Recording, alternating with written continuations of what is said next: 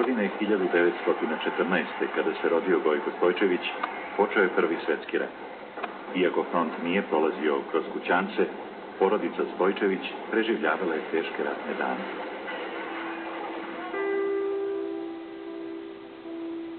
Ja sam vrlo rano ostao bez roditelja. Otac Stevan je radio u Americi, tamo je dobio tuberkulozu i vratio se kući da umre. Meni je tada bila 3. godina, a brat Dušan tek se rodio. Majka Ana se koju godinu kasnije preudala, a brat i ja smo ostali kod babe i tetke. I majka je ubrzo umrla. Ostavši bez oba roditelja, Gojko i brat Dušan odrastali su kod bake Drage i tetke Sene. Moj pojam majke vezan je za tetu. Osjećao sam njenu bezgraničnu ljubav. Ona je meni nadoknadila majku, tako da ja i sada pomislim, kad umrem, najprije ću da vidim tetku, pa sve ostalo.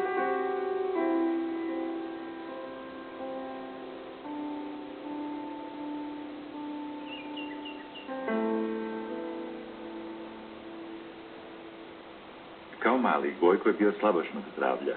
Jednom su mu čak i sveću zapalili. Od detinjstva Gojko je bio posvećen knjizi i znanju. U to vrijeme nije bilo tako kod nas puno pismenih.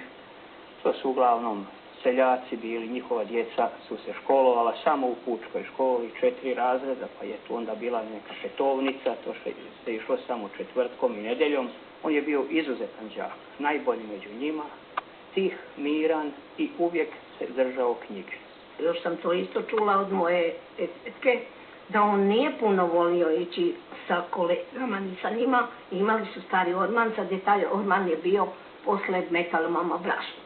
A on otvori orman i vrata i sakrije se u sobu i kaže, bako, to je svoje baki, babi Dragija. Onda kaže, ne kaže da nisam kod kuće. On je uvijek volio samo da čita i da to uči. Izuzetno je lijepo pjevao i po tome su ga sva djeca zvali pjevalica. Evo, to je meni pokojni otac koji je umro prije 15 godina ispričao i to inače znaju i svi ostali koji su išli. Cijenili su ga, bio je, pomagao je toj djeci našoj tadašnjoj koji nisu bili toliko vični. Peru, kako je onda je bila pločica i pisar, to se crtalo, brisalo sa spužvom, onim sunđerom, kako su to zvali, jel te? On je to njima svima pomagao, pjevao, pisao im i pjesme i za njih zadatke radio je to. Sluh i dar za pevanjem koji je patrijarh Pavle imao od malena pratit će ga ceo život. Dečije pesmice koje je u tom periodu lepo pevao zamenit će kasnije liturgičko pojanje u kojem se on veoma isticao, što po lepoti pojanja, što po pravilnosti izvođenja.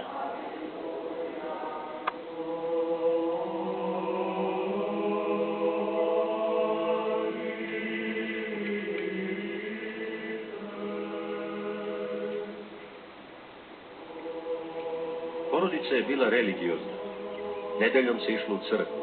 U školi se učila veronauka, tako da je moje religiozno osjećanje bilo i praktično primjenjivano.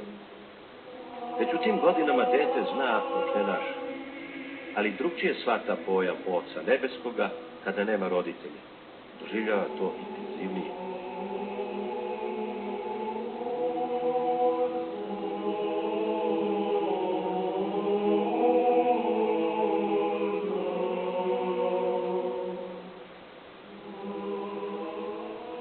Kod nas se jako išla u crkvu, školska djeca osobno. Dok je bila baka živa, da bakom je išao u crkvu. A baka jako volila ići u crkvu, a i nije vodila djeca.